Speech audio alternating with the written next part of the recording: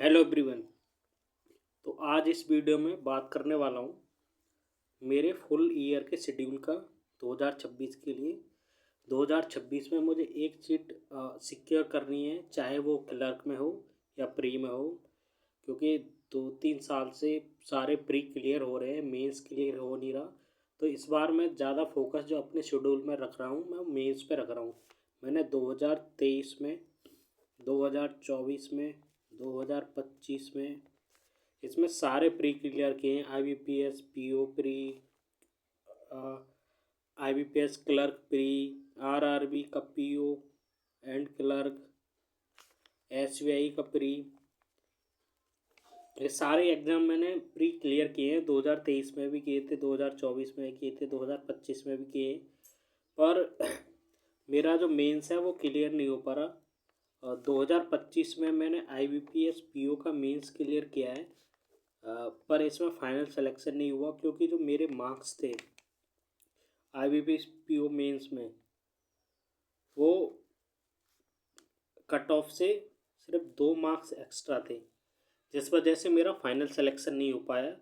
और मैं अपना जो स्कोर कार्ड है वो आपके साथ मेंस में और मुझे इंटरव्यू में कितने मार्क्स मिले वो आपके साथ शेयर करूँगा किसी और दिन।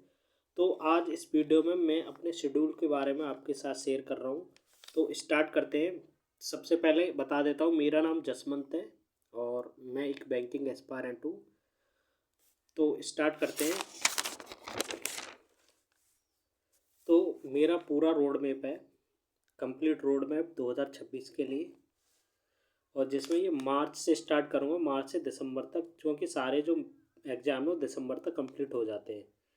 प्री के लिए मैं क्या कर रहा हूँ, प्री के लिए मैं कुछ ज़्यादा नहीं कर रहा।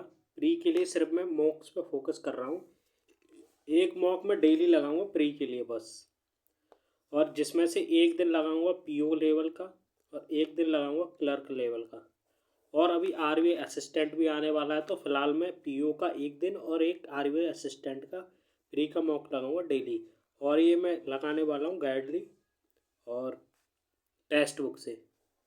तो प्री के लिए एक मॉक हो गया, और एक सेक्शनल टेस्ट लगाऊंगा, क्विज लगाऊंगा मेंस का इंग्लिश का, क्योंकि इंग्लिश में मार्क्स अच्छे होने चाहिए, तो आपका मेंस में बहुत ज़्यादा वेटेज बढ़ जाता है। मेंस में क्या होता है, अगर जिसका GK और इंग्लिश बेटर है वो उसके मेंस क्लियर करने के बहुत ज़्यादा चांसेस हो जाते हैं, क्योंकि GK में ज़्यादा लोग कर नहीं पाते, इंग्लिश की वजह से लोगों का बहुत ज़्यादा स्कोर हाई हो जाता है।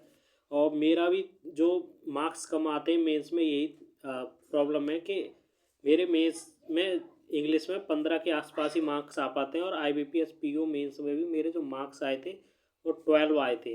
अगर 20-25 मार्क्स भी आ जाते इंग्लिश में आउट ऑफ 40, तो मेरा सिलेक्शन हो जाता कहीं तक। तो एक मॉक डेली प्री के लिए हो गया, प्री का मॉक, और एक सेक्शनल मॉक इंग्लिश का मेंस के लिए।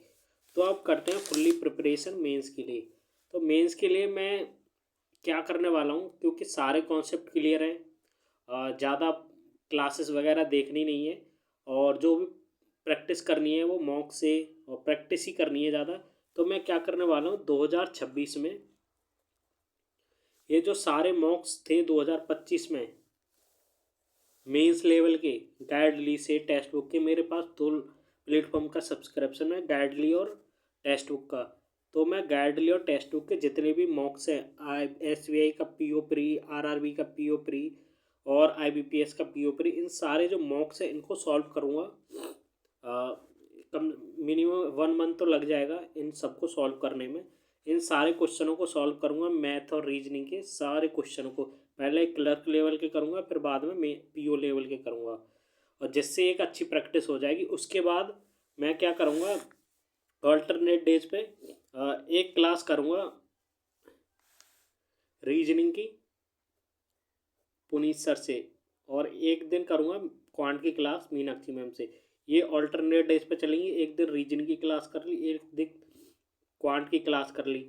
और इस बार मेरा टारगेट है GA में कम से कम 10 से 15 मार्क्स आने चाहिए, क्योंकि मेरे GA में हमेशा जो मार्क्स आते हैं, कभी 5, कभी 6, कभी 2, कभी 2.5, ऐसे मार्क्स आते हैं। मुझे इस बार टारगेट करके चलना है, मेरे मार्क्स 15 के आसपास आने चाहिए GA में, क्योंकि जीए में अगर अच्छे मार्क्स आ जाते हैं तो बहुत ज़्यादा पुश मिल जाता है स्कोर इम्प्रूव होने में।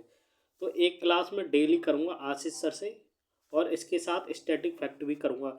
और स्टैटिक फैक्ट करना बहुत ज़रूरी है, क्योंकि इस बार आरआरबी पीओ और क्लर्क और एसबीआई क्लर्क में जो ज़्यादा क्वेश्चन आए थे वो स्टैटिक फैक्ट्स से आए थे, और बैंकिंग वगैरह से कुछ नहीं आया था। ज़्यादा जो क्वेश्चन आए थे स्टैटिक से ही आए थे।